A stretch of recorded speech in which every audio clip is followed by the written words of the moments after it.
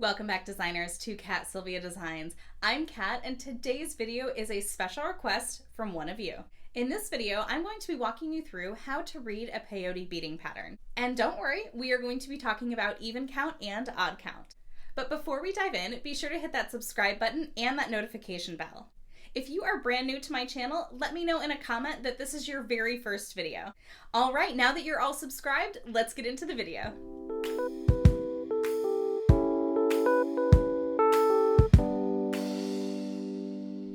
When you get a beading pattern, there are a few things that I want you to take a look at. First of all, up at the top, it should say something to the effect of beading pattern, but then you'll have your title and it'll tell you if it's even count or odd count. Now, if it doesn't tell you, your even count will look a little bit more like this, where you'll have one up bead, but if it's odd count, it will look a little bit more like this, where you should have two up beads. That's a good indicator in case it's not indicated there for you. Now up here, you'll see that it has the Miyuki 11 Odelicas and it has the color codes. Now these codes you can probably punch into any website. I have listed all of these down on Amazon for both of these patterns, but it should tell you which color is which. Now, there is a little important section over here all the way on this side for some notes. Now, this first note says that this design repeats. And this note says that regarding the colors, it says here, for the light pink of the pattern, please use vanilla, and then it has the code. The reason for that is that this particular pattern uses two very similar colors, so it's not super contrasting. It has vanilla, which is in those little triangles right there, but it also has gold as well. So in a pattern like this that's printed, that can be confusing. So what I have done here is that I've changed out light pink in the pattern to indicate when to use that kind of vanilla color. So that is an option as well that you might notice someone do. Now, of course, you can always create these patterns in your own favorite colors if you like, but in terms of coordinating where each piece goes, you'll see that. Anytime I get a pattern online or, when I'm looking at it, I like to be able to see the finished piece as well. That's just a nice little thing. But so we have even count over here and odd count over here. Now you'll notice that the starting point is the same. You're always going to start on this side. Now if it's even count and you see that little up bead and it's actually on this side, you're going to need to start on the other side.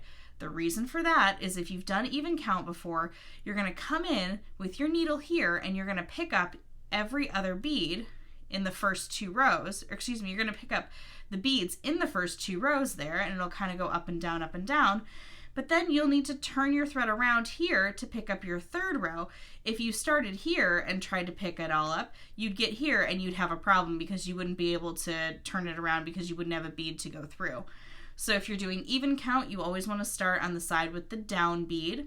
And in this case, it's left to right. And I just do it, I created this pattern, so I do it like I read. So we're going to go picking up here and then going down and picking up here and then going down and across and picking up here. So you just follow along down the entire length of the pattern. Now on the odd count, because this is a completely mirrored option, you can kind of start on either side. So if you're more comfortable starting over here, that's fine. But on this, you just pick up 1, 2, 3, 4, you kind of pick up your first two rows, right? And then we turn it around. And remember, if you're doing it on this side, that turnaround is the same as even count. But once you get all the way over here, that little pink bead right there, that's the one that you'll add on as your little 5 with a little turnaround. Now, if you don't know what I'm talking about, I go over a lot of that in my other videos of how to do odd count and how to do even count. So if that was a little bit confusing for you or a little rushed, go back and watch those videos and then come on back here. You'll get to see a little example of a pattern in both of those videos, and that might help you kind of understand a little bit of how to read this type of pattern. So I've left all those links down below for you. If you have any other questions regarding beading patterns, be sure to leave it in the comments below. Also, let me know if you are curious about seeing the finishing techniques that I've done here on these two bracelets. So this is my even count and this is my odd count, and I have two different finishing techniques.